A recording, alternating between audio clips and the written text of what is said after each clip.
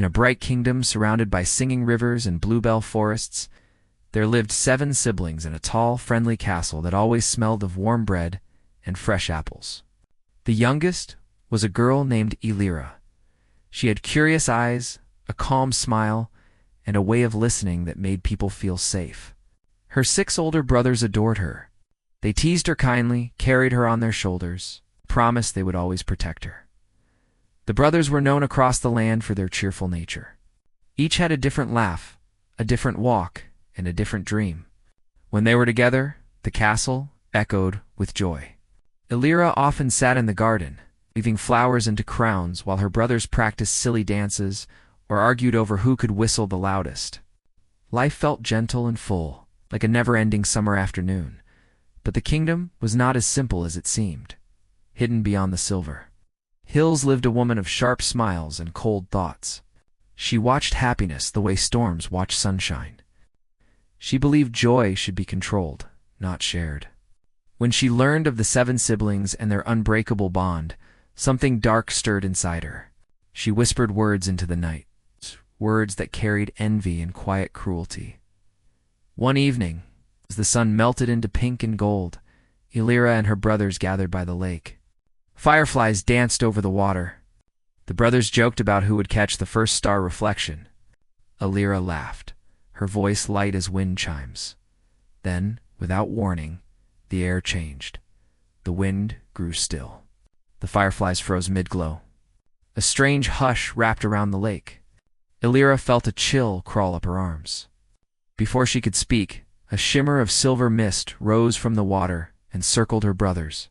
They tried to step back, but their feet would not move. Elira. One of them called. She ran toward them, but the mist thickened, spinning faster and brighter. In a blink, feathers replaced hands. Wings replaced arms, and where her brothers stood, 6 white swans now trembled on the lake's edge. Elira screamed, but the sound fell flat, as if swallowed by the air. The swans looked at her with familiar eyes. They flapped in panic, calling out without voices. Elira dropped to her knees, tears rushing down her cheeks. The mist vanished. The fireflies flew again. The lake sparkled like nothing had happened, but everything had changed. Elira stayed by the lake until the moon climbed high. The swans remained close, pressing their heads gently against her shoulders. She wrapped her arms around their long necks, whispering promises she did not know how to keep. That night, Elira could not sleep. She sat by her window watching the moonlight spill across the floor. Suddenly, a soft glow appeared beside her bed. From it stepped a small, floating figure with kind eyes and hair like spun gold. It hovered gently, as if afraid to disturb her tears. "Elira," the figure said softly. "Do not be afraid." Elira wiped her face. "Who are you?" "A friend," the figure replied. "And a messenger?" Elira's heart pounded. "My brothers. Please tell me how to bring them back." The glowing figure nodded slowly. "There is a way. But it is not easy." Elira leaned forward, hope lighting her eyes. "You must weave 6 shirts from a rare plant that grows only at dawn," the figure said. "While you do this, you must remain completely silent. Not a single word may leave your lips. Not for years. If you speak even once, the magic will shatter." Elira's throat tightened. "Years, without speaking." "Yes," the figure said gently. "You will be misunderstood. You will feel lonely. But if you succeed, the curse will break." Elira looked at her hands. They trembled, but they did not pull away. "I will do it." The glowing figure smiled sadly. "Love like yours is rare." When morning came, Elira packed a small bag and followed the swans into the forest. She did not tell anyone where she was going. She could not. Her silence began before the sun fully rose. The forest welcomed her with whispering leaves and curious animals. The swans led her to a quiet clearing where the rare plants grew, their silver stems glowing in the early light. Elira knelt and began to work, carefully pulling the fibers, her fingers stinging but steady. Days passed. Then weeks. Elira's silence felt heavy at first, like carrying a stone in her chest. She wanted to laugh when a squirrel tried to steal her food. She wanted to cry out when thorns scratched her skin. But she stayed quiet. Her brothers watched her with proud, worried eyes as time moved on. People from nearby villages noticed the silent girl in the forest. They whispered stories. Some said she was cursed. Others said she was hiding secrets. Children waved at her, confused when she did not wave back. One day a traveling caravan stopped near the clearing. Bright wagons filled with music and color rolled in. A young baker offered Alira a sweet roll. She smiled and bowed in thanks.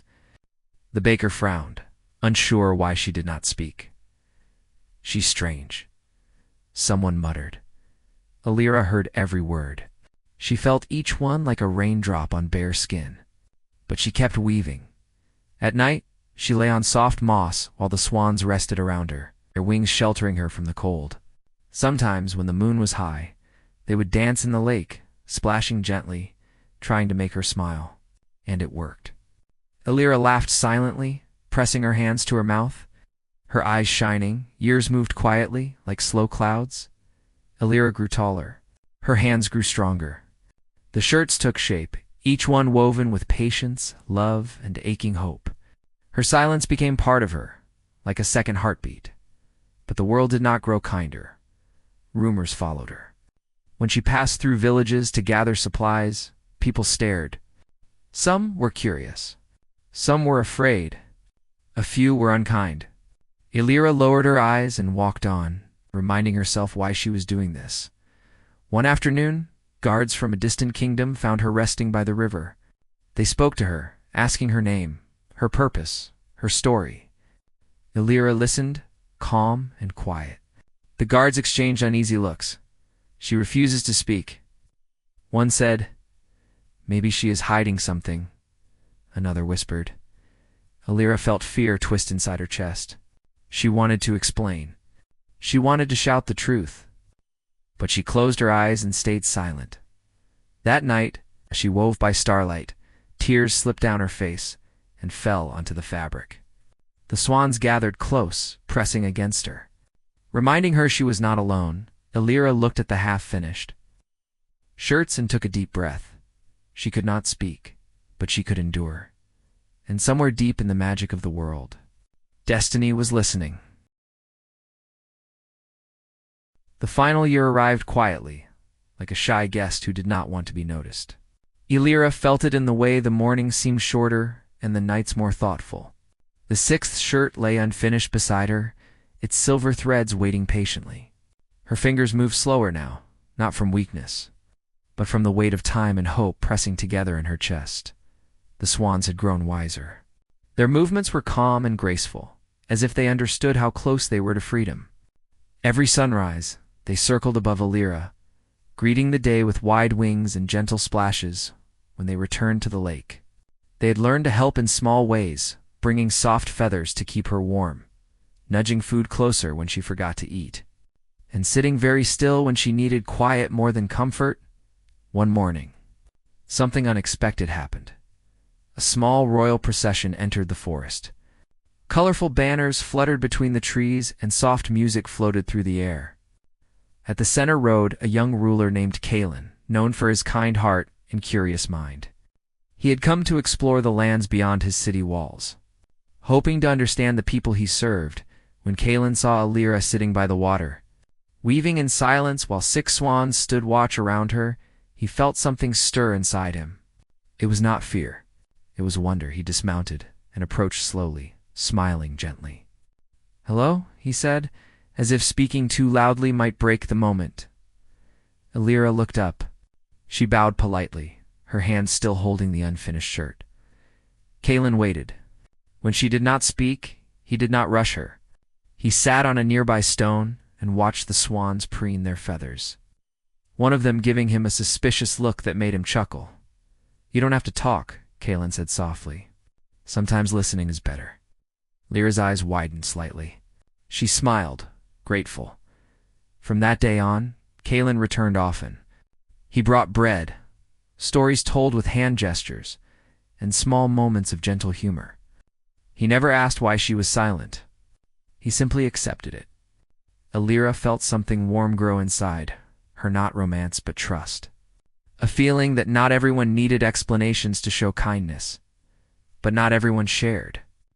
Kellen's patience, whispers followed Alira wherever she went. Some said she had enchanted the ruler. Others claimed she was dangerous. The rumors grew louder, heavier, and harder to ignore. Alira felt the pressure building like a storm behind glass. Still, she kept weaving. The final thread was almost ready when the sky changed. Dark clouds rolled in. Not angry, but serious, as if the world itself was holding its breath. Alira's hands shook as she tied the last knot on the sixth shirt. The swans gathered close, their eyes shining. Only one thing remained. The shirts had to be placed over the swans at the moment. The sun touched the horizon. If she missed it, the magic would fade forever. As the sun lowered, guards appeared in the clearing, sent by fearful voices from the villages. They spoke loudly, accusingly. Alira stood still, clutching the shirts. Her heart pounded. She wanted to scream the truth. She wanted to beg for time, but she stayed silent. Kalen stepped forward, raising a hand. "Stop," he said firmly. "She has done nothing wrong." The guards hesitated. The sun dipped lower. The swans cried out without voices. Flapping their wings in panic, Lil ran to them, placing a shirt over the first swan. Light burst gently around them, warm and golden. The second shirt followed. Then the third. The guards gasped. Kalen stared in awe. With each shirt, a swan transformed back into a human, confused but whole. Smiles broke through tears. Hope filled the air like music. The fifth shirt worked perfectly. The final swan trembled as Alira reached for him. The sun touched the horizon. Alira pulled the last shirt over the swan just as the light faded. For a moment, nothing happened. Her heart sank. Then slowly, magic shimmered again. The final brother returned to human form, but one wing remained white, resting gently where an arm should have been. He looked at it, then at Alira, and smiled. "It's okay," his eyes seemed to say. The curse was broken. Alira fell to her knees, tears streaming freely. The silence lifted from her chest like a long-held breath, finally released. She spoke her first word in years. "Brothers." Her voice was soft, shaky, and beautiful. They surrounded her, holding her, laughing and crying all at once. The forest seemed to glow brighter, the clouds parting to let stars peek through, even before night fully arrived. Kalen smiled, his eyes wet. The guards lowered their heads in shame. The truth spread quickly, not as a rumor this time, but as a lesson. People came to apologize, to thank her, to learn from her. Alira listened, but she did not boast. She did not explain every detail. She simply smiled. The brothers chose to stay near the lake, building a warm home filled with laughter once more. Alira visited often, sometimes speaking, sometimes enjoying the quiet she had learned to understand so well. As for Kalen, he made sure the kingdom remembered her not as the silent girl, but as the brave one. Not because she fought loudly, but because she endured gently. On quiet evenings, Lyra would sit by the water, watching swans glide across the surface. She knew that silence could be painful, but it could also be powerful, and the world at last listened.